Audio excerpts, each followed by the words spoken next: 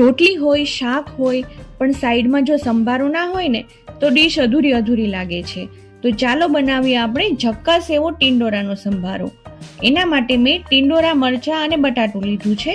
ટિંડોરાને આવી રીતે આપણે 4 ભાગમાં કટિંગ કરી લઈશું.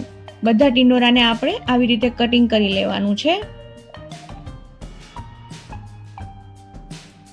બટાટાની છાલ કાઢીને આપણે આવી રીતે સ્લાઈસ કરી અને કટિંગ કરી લઈશું.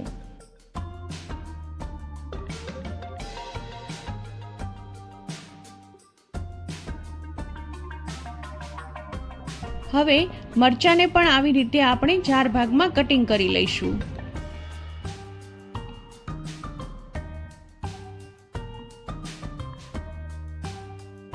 હવે એક બાઉલમાં 1 ચમચા જેટલું તેલ લીધું છે. તેલ ગરમ થાય એટલે રાઈ, જીરું, હિંગ નાખી અને આપણે બટાટા નાખી દઈશું.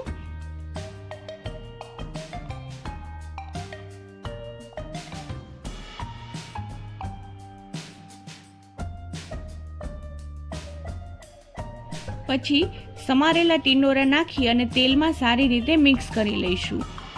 સ્વાદ પ્રમાણે મીઠું એડ કરી અને આપણે ટિંડોરા બટાટાને તેલમાં જ ચડવા દેવાના છે. વચ્ચે વચ્ચે ચમચાની મદદથી આપણે ચલાવતા રહીશું.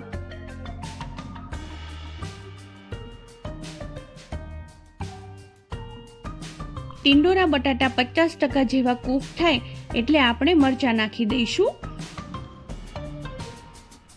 અને ત્યાર પછી આપણે હળદર નાખી અને સારી રીતે મિક્સ કરી લઈશું. 5 મિનિટ જેવું તેલમાં આપણે બધું ચડવા દઈશું. આપણો સંભારો સારો એવો કૂક થઈ ગયો છે. હવે ગેસની ફ્લેમ આપણે બંધ કરી દઈશું અને લાસ્ટમાં આપણે ધાણા જીરું પાવડર નાખી અને મિક્સ કરી લઈશું. તો તૈયાર છે આપણો ટિંડોરાનો સંભારો. તમને આ રેસીપી કેવી લાગી કમેન્ટ કરીને ચોક્કસથી જણાવજો.